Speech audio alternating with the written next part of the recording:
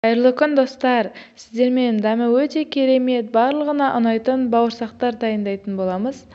Ол үшін 2 орта кесе жылы сүтімізге 1 орта кесе жылы суымызды, 1 ас қасық тұзымызды және жарты шай пиала қантымыз бен 1 жұмыртқамызды, 2 ас қасық майонезімізді, 50-60 граммдай сары майымызды салып, кішкене араластырып, үстіне 10 грамм аштығымызды, яғни дрожжымызды салып, оның үстіне 6 ас қасық електен өткізілген ұнымызды салып, жақсылап апорамызды дайындайтын боламыз. Осылай араластырып алып, бетін 10-15 минутқа жауып қоямыз. 10-15 минуттан кейін ашамыз. Осылай апорамыз биік болып көтеріліп, дайын болады. Електен өткізілген ұнымызды үстіне апорамызды құйып, жақсылап қамыр илейтін боламыз. Қамырымыз қатты жұмсақ емес, қатты емес, орташа болу керек. Осылай жақсылап илеп, бетін тағы да 15-20 минутқа жауып қоятын боламыз.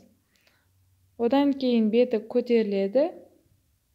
Көтерілген қамырымызды осылай қолымызды сулап, июін бір қандырып, қайтарып илеп жібереміз. Қанша илесеңіздер де өздеріңіз білесіздер. Көп иленген сайын қамырыңыз өте әдемі болып шыға береді. Екінші рет мен осылай қамырымды түсіріп алып, осылай жет шелпекке және бауырсаққа барлығын кесіп дайындап алдым.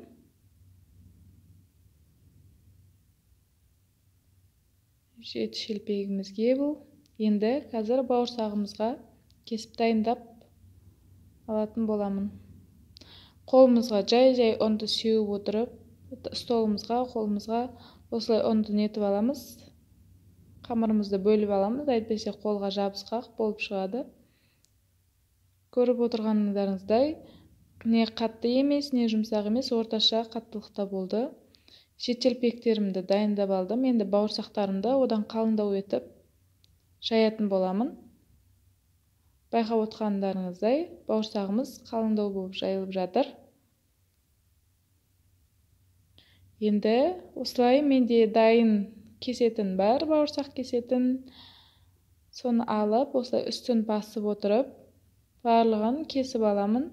Егер сіздер бұлай жасағыларыңыз келмесе, кәдімгі пышақтың көмегімен 4 бұрышты етіп, қалаған пішінде кесіп алсаңыздар болады. Қалған қамырларды мен барлығын біріктіріп, қайтадан бауырсақ жасайтын боламын. Осылай бауырсақтарымыз қатты қалың емес, орташа болып шықты. Қызып тұрған майымызға жет шелпектерімізді және бауырсақтарымызды салып пісіріп алатын боламыз. Мен толықтай түсіре алмадым, телефонның қуаты бітіп жатқандықтан. Тек бас жағын ғана түсірдім. Шелпектеріміз осындай әдемі болып көтерілді. Қанша жұқалап жайсам да. Бауырсақтарымызды салып, барлығын пісіріп аламыз. Өте дәмді, өте үлпілдек бауырсақтар, шелпектер шығады.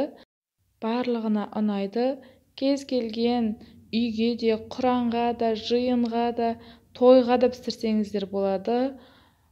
Осындай үлпілдек, мыжылып қалмайтын, керемет бауырсақтар шығады.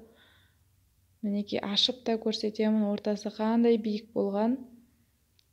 Сіздер де жасап көріңіздер. Ұнаса лайк басып, комментарий қалдыруды ұмытпаңыздар. Арнаға тіркеліп қойыңыздар. Ас болсын.